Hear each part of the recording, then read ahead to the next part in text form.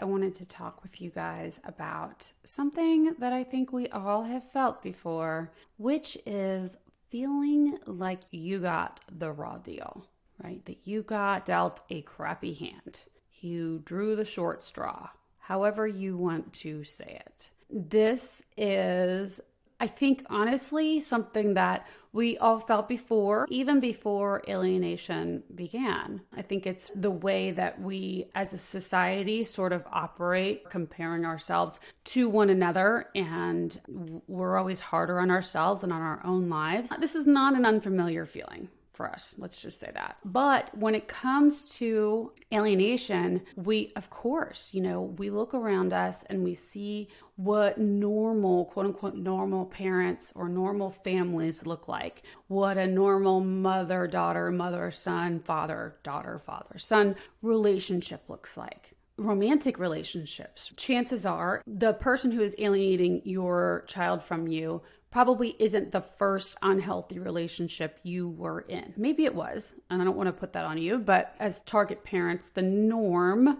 if you will, is that, we're a little bit codependent and we tend to seek out those that are exciting and are interesting and are narcissistic and are display narcissistic traits, I should say, and or other unhealthy, dysfunctional traits. Yeah, so do we. So anyway, we have always sort of looked at the hands that we have been dealt, like, why don't I have a normal relationship? How come I always attract these people? Why is it blah, blah, blah, right? And so I want to talk with you guys today about that. I'm going to give you my experience with it as far as alienation goes. And then, well, first, let me say that this is definitely a more advanced, if you will, topic. But I also know that you guys I trust that you guys are ready to tackle it. And if you're not, then that's okay. You don't necessarily have to apply it today if it's not believable for you today. Like the tools, the perspective that I take, it's something at least for you to listen to and consider for later. Okay. But for right now, I'm actually going to talk about something that everybody, all of you guys can relate to, which is my experience with the alienation and my mindset before I came to doing all the work that I did. Okay. So if you've been listening to me for a while, you know already my standpoint or like approach to your growth, right? You know that I'm all about, doesn't matter if it's true, it matters if it's helpful. But there was a time when this was not the case for me. And it wasn't so long ago, it was just a few years ago. I fought everything tooth and nail. I fought every aspect of my life. And I gotta tell you guys, looking back on it, I would never have said this maybe even a year ago. But looking back on it, I think I fought every aspect of my life long before the alienation began. And I don't know if that rings true for you, but I can definitely say that I chose the hard road, the long road, the more exciting, that's for damn sure. But it was a really tough road, most of my life, actually. So it wasn't just when the alienation began. Alienation was just the hardest thing, the most difficult thing that I had ever been through. But up until the time when alienation began, I was able to hold it together. But when my relationship with my daughter was threatened, when my daughter's well-being felt threatened, that is when I crumbled. That was the straw, right? When alienation began, a part of me was in complete disbelief. And as it got more and more Twilight Zone-ish, I couldn't believe that things were unfolding the way that they were with their behavior, and then of course in the courts and with the attorneys and all the things. It was like I was in this denial, this shock. I know you guys can understand this. And then I also had this is not fair. This is not right. And this one bugged me to my core, right? The world is not right now. It was a really unhelpful belief that I had because it kept me in a stress response 24/7. I had the constant feeling of turmoil inside of me, this impending doom. Still, a lot of the times when I was with my daughter, I had that, but definitely when she was at her father's house. So that is why when she was gone, I promptly got my ass to the bar so that I could alleviate the symptoms of that. But yeah, so I had this disbelief or this denial going on. And then I had that, what did I do to deserve this? How could this be happening to me? Why me? I'd never felt so victimized in my entire life. And I know you guys can relate to that too, right? And I may have always chosen the hard road, but nothing in my life was even close to this experience. It is a whole different ballgame. All of this was my standpoint back then. It makes sense now why I acted and reacted and didn't act at all and ended up sort of becoming a hermit with my social life because I felt so misunderstood and so attacked on so many levels. Each morning, before I could even open my eyes, I know you guys can relate to this, that moment, when you wake up and you haven't yet opened your eyes and the pit in your stomach because you realize where you are and what is happening. Every morning was like clockwork, right? I would wake up at the ripe hour of around 9:30, between 9:30 and 10:30 in the morning, and I would roll out of bed and move myself over to the couch where I would stay and watch The Price is Right. And maybe some soap operas. I had my animals on my lap and I laid there, played Candy Crush till around 1 o'clock when I would crack open my first craft beer of the day. And then I would either go run stairs with a friend of mine, or on a really good day, if I had been hired to do a job, I would go out to my garage and I would paint, right? And this lasted, all afternoon. If I was painting, I would stretch it out to be until about 2 o'clock in the morning. So I was working 12 hours a day. And in my mind, I made it seem like I was being productive. And I was, but the way I went about it and how I was approaching my work and my life was just so backwards and with so much resistance to growing as a person. What this allowed me to do, this mindset, was to stay angry, to carry around this overwhelming feeling of helplessness and of being victimized. I was the epitome, the poster child for victimhood, because even in the way that I was living my life was keeping me safe in my victimhood.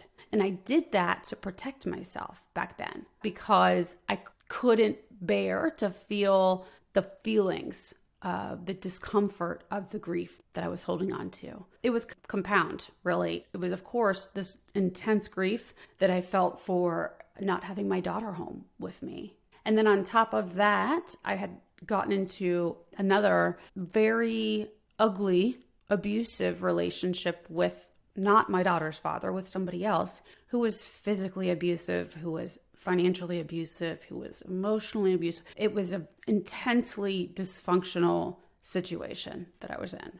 And, I had been hospitalized and it was a mess. So the effects of me fighting my life were plain for me to see. Yet the way that I was living was protecting my view that I had been dealt a shitty hand. Remember, we've talked about before, confirmation bias. We want to find all the evidence to prove what we already believe. That's what I did.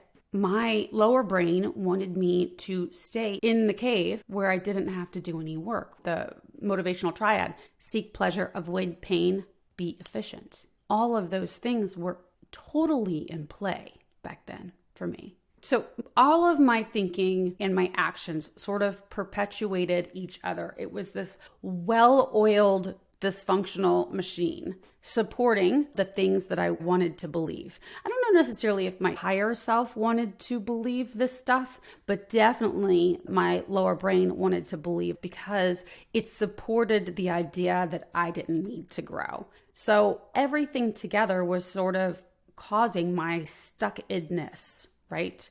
My stagnancy. In fact, the situation of alienation and the way that I dealt with it at the time, which was not dealing with it. I didn't deal with it really. Actually caused me to become physically sick, like physically, and I would also say a little mentally ill because I was depressed. But physically, I had blood work that was irregular, right? I was anemic. And it was all of it was unexplainable medical results. And so I was literally causing so much more resistance in my entire life. So because today, I'm still dealing with alienation, but today I am not physically ill. I don't feel physically ill anyway. Today, I am not suffering the effects of any sort of depression or anxiety. I get anxiety here and there, but I don't have the everyday effects that I did back then. And so the circumstance is still the same. It's just how I've chosen now to approach it. And it means everything because I could have stayed in that old way, right? I may have died. Seriously, I don't know how long I could have actually sustained it, but it would be explainable. People would understand, I think, if I would have curled up into a little ball and just wasted away. And that's basically what I was doing then. Getting my ass in gear became more and more alluring to me because of the pain, so much pain that I was going through. So much resistance, so much of the victimhood, feeling like I got the raw deal. And I was so sick of it. I was so sick of myself. I was so sick of complaining. I was so sick of hearing myself. I was so sick of being stuck. I could not take it anymore. Like I couldn't take one more dead end. I couldn't take not being able to pay one more bill. I couldn't take avoiding one more phone call because there was a point, I think I've shared this with you guys before, where I developed this social anxiety where I couldn't pick up a fucking telephone to answer hello. Not even to it got to the point towards the end, I wasn't even answering it for my parents. Right? I would screen the call and then gear myself up to call them back. And sometimes that took a couple weeks. I was in a place, the only person I would show up for is my daughter. And that was it. I couldn't manage much else. So it got to the point where I was like, I can't manage it like this. I looked so sickly, so disheveled, really. I didn't shower for, sometimes 7 days. And I didn't even realize that I hadn't showered because it was just me. I was like a crazy artist living up in the hills in Texas on a lake. And I talked to the deer. The deer were my friends, literally. I drank a ton. I was a recluse. And the thoughts that I had and the way that I was living was it was like the world was against me. And of course, that's what I was perpetuating, was that I was dealt the bad hand of cards. The whole deck was bad. You ask me, whatever got dealt my way was just shit. I was making a video the other day for my members. I was saying that you don't notice the way that your thoughts and your beliefs create your results and what kinds of things that you're repeating to yourself, how those really turn into the fabric of your being, right? And when you're doing this work and you're learning how to create new neural pathways, discontinue thinking certain thoughts, when you start doing the practice, each one of the days that you do it, and even over a month or whatever, you kind of look at it and it's this isn't doing anything. What does it matter if I miss one day? Is it really gonna make a difference? There were times where I thought that way and my coach told me, do it anyway. And I'm so glad that I did because each one of those was another building block, right? Each time I did another thought download. Each time I became aware of my thoughts. Each time I became aware of a new belief. Each time I became aware of how my result was a direct result of a belief or a thought that I was thinking. I was actually physically changing the way that my brain operated, the way that my brain looked on the inside. It's completely changing the way that you think from the very core. If you've ever played a sport or played an instrument, if you're a swimmer and you're just practicing with your kickboard and you're doing flutter kicks, and flutter kicks are big deal. These little drills don't do anything. And then, a few months later, you're holy shit, I just beat my time by a minute. It does matter. The way that you rewire your brain and your thinking, it does matter. The daily practice is so important, okay? But so here's the point of the whole episode is that our brains are sneaky. I will find like a hidden core belief that I thought I had done the work on, and it'll come out and rear its head in a different way. And I have to then go address that and remind myself what I am believing. It doesn't happen so much with my daughter anymore, because I think with my mindset when I'm approaching the custody situation or my daughter and my relationship, all of that I've really, really been diligent on over the years. But it does show up in the trivial, like everyday, whatever things. That's when I'll catch it. And that's when I know, oh, wow, if it's showing up in this little stuff, then this belief is still present deep in there, right? So the other day, I was still cleaning my house and cleaning up all the dog hair and also kind of grumbling again. This is how crazy our brains are. I was feeling underappreciated by my animals.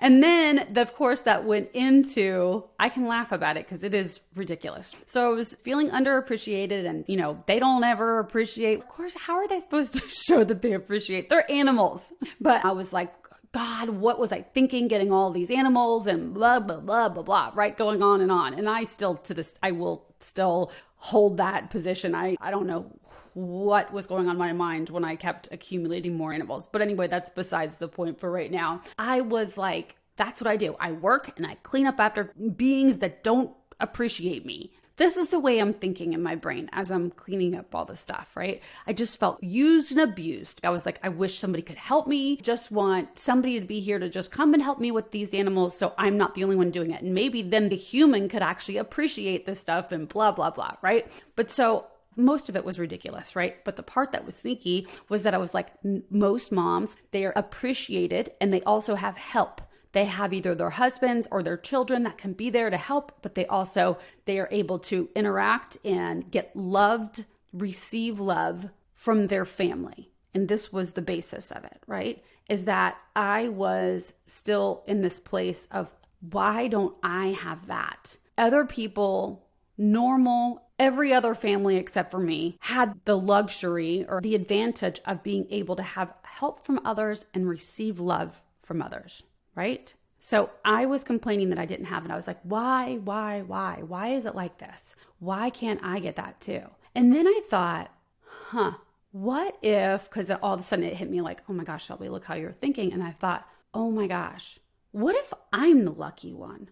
Those moms that I was referring to in my brain, these imaginary moms, but like normal moms, feel love when their children or their husband or whoever shows them love, right? This is something that is normal for them. But not saying that they don't feel this, but they don't ever have to. The mom that I have in my mind isn't ever put in the position where they are the ones that have to show love to their own selves. Not only have to, but choose to. The only way that they can feel love is because somebody gives it to them. And that, my friends, has to suck.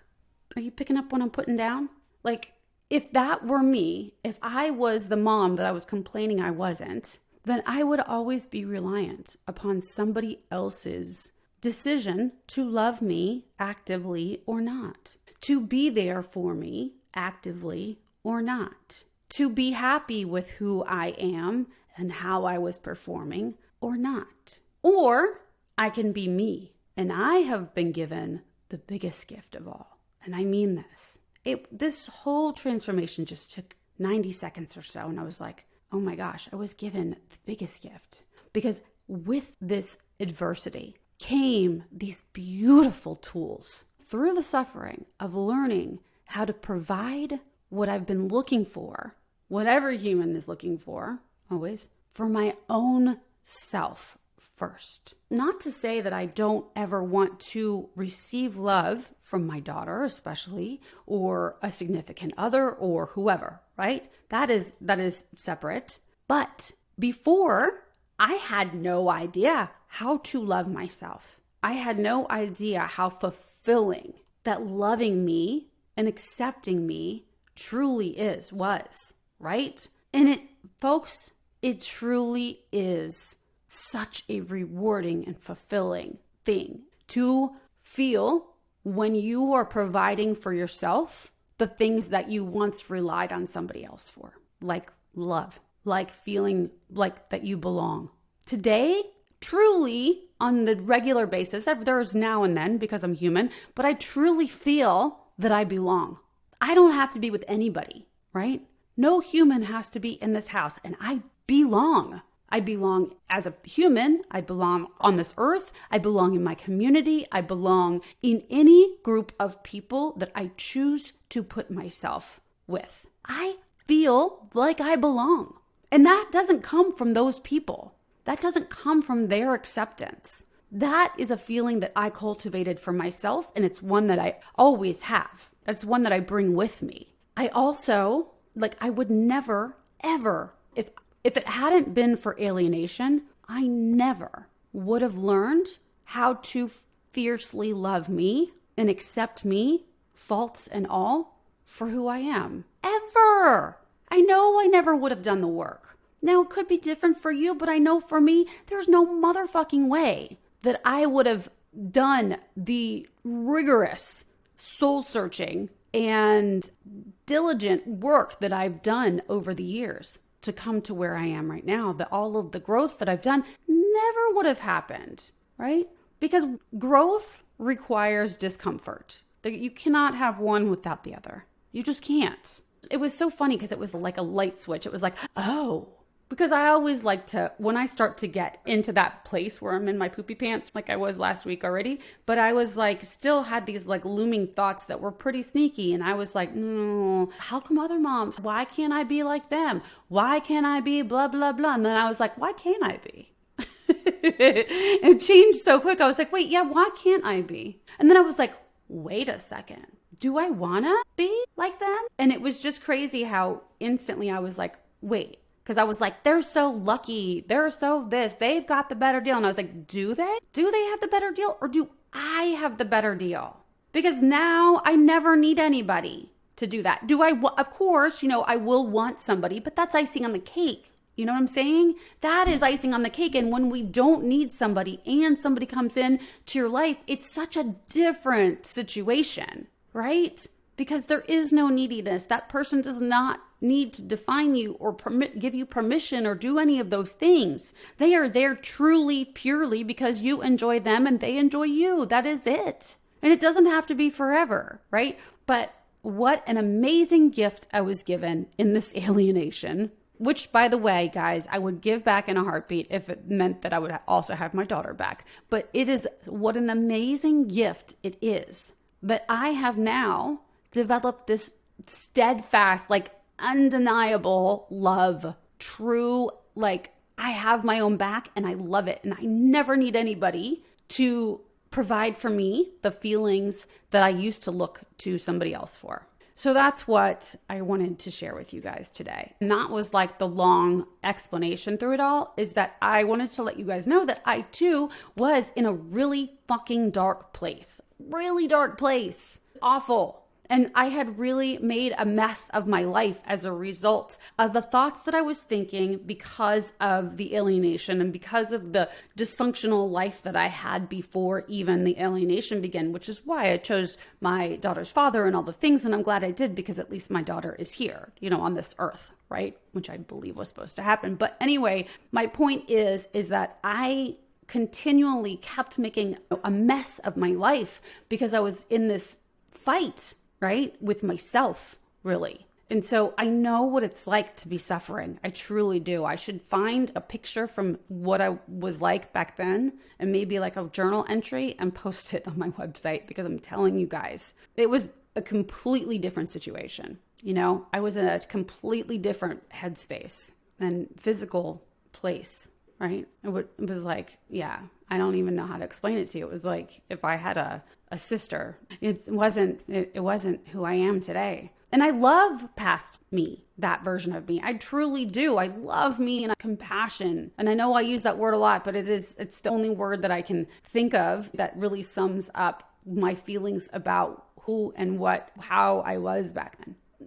You know, I want to stress to you guys that I have the situation I was in, just a few years ago. It was a mess, and I say that to offer you hope. I want to offer you that maybe, just maybe, you also did not get the short straw, right? You did not get the raw deal. Maybe, just maybe, you were gifted with something amazing, with something beautiful. It just hasn't been fully unwrapped yet. So, like I said, if this doesn't resonate with you yet, circle back to this one because maybe later it will. I know people take the stance. If you are still feeling victimized, right, this one might be like angering to you. And for that, I don't mean to laugh, but I do know the stance, I get it if this angers you. But here's the take that I have. It's happened. Like I said last week, it's happened. We're here. This is where we're at, right? Alienation is happening or has happened or wherever you are with it, right? So what are you going to do with it now, right? If you stay in resistance to the fact that it's whatever's happened already, if you stay in resistance to that, you're going to be a Shelby on the couch at 1:30 in the afternoon, cracking open your first beer of the day, right? Causing your own physical illness, bad blood work. Or you can decide to utilize it to propel you forward, to build you up. Way more fun. I promise you. It may seem like the worst thing in the world to do while you're in it because it was a noble reason to fight. Because for me, I thought if I use this to my benefit, I would never ever take that stance. Because if I took that stance, then I was somehow in agreement with it, or I was not doing my injustice justice, if that makes sense. Like I wasn't lifting up and displaying the injustices being done correctly. I hope that makes sense. So I needed to leave it as it was. I needed for that to stay that way and for me to stay stuck in order to make sense of it, which didn't make any sense whatsoever. But anyway, so maybe, just maybe, you are the lucky one, okay? Just consider it. Consider how that might be true for you, how you might be the lucky one today. Maybe not the lucky one even. Consider how this could be something that you could use to your benefit. Maybe that your situation is, however it was handed to you, is what is going to bring you to being the best version of yourself. And without going through this alienation, you would never actually reach the best version of yourself. Okay. And then you could also trust that this situation of alienation is also bringing your child or children to their best versions of themselves. And I know this one is a jagged pill to swallow. Okay. I do. I know because doing that work for myself was a tough one at first. Right? I really wanted to resist that. There's no way, there's abuse happening and there's, so many bad things happening. Why no kid should go through this. That was huge for me. But I want to remind you too, that suffering has been happening for eons, forever. People have been cruel since they were people. So this shouldn't be happening. This abuse shouldn't be happening. Maybe, just maybe, it is not a helpful thought to think. It may be true that abuse is happening, but maybe choosing to think that it shouldn't be happening isn't helping you, isn't helping your child. Maybe finding a more helpful thought about this is what is going to bring you and your child also to their best version. So I think that there's no downside to thinking that the abuse, it has happened or alienation has happened. And obviously, this is what should have happened since it already has. Now, how can I make something of this? How can I influence its change? How can I make an impact on my child's life from here? Okay? Instead of staying in argument with what has already been a reality. Yeah? Okay, folks, that is all I have for you. And I'm going to have to do a lot of edits because I was a chatty Cathy. So off I go to editing. As you guys know, the membership program is, of course, still open. We are working on this month, Taking Back Your Power. So it's open, all month long. There is no cutoff time. So you are welcome to join. It is still $97. And if you come in by the end of March, then you will remain at $97 a month. And of course, as always, please rate and review. You know my reasons why. And I really want to thank you for spending your time with me today. Okay, guys, I'll see you next week. Thanks so much for listening today, guys. I'm honored that you chose to share your time with me. If you like what you've been hearing and you want more, come join me in the new monthly membership, where we take the concepts that you hear about here and, using a logical framework, you learn to apply them to your specific situations, upgrading your thoughts and your life, even while experiencing the grief of alienation. For more information, go to beyondthehighroad.com. See you soon.